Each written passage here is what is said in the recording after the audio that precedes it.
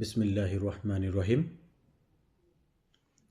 প্রিয় দেশবাসী, সবাইকে মুজিবীয় শুভেচ্ছা ও সালাম।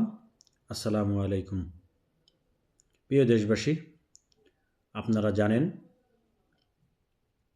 আগামী 12ই ফেব্রুয়ারি অবৈধ জোর করে ক্ষমতা দখলকারী ওই ইন্টারিম ইউনূস সরকার কর্তৃক যে পাতানো নির্বাচনের আয়োজন করা হয়েছে,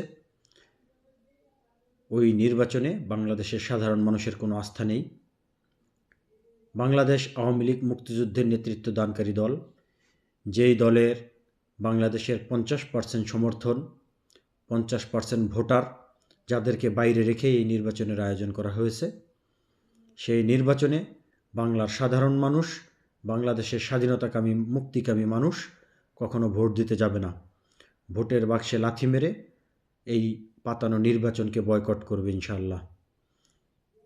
বাংলাদেশ আওয়ামী লীগের বাইরে কোনো দিন নির্বাচন হতে পারে না।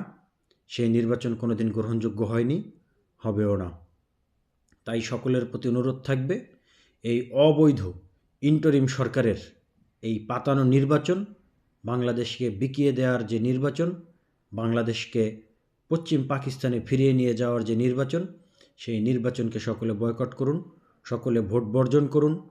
শেখ হাসিনা ছাড়া, নৌকা ছাড়া, বাংলাদেশ আওয়ামী লীগ ছাড়া বাংলার সাধারণ মানুষ ভোট দিতে যাবে না, যাবে না, যাবে না।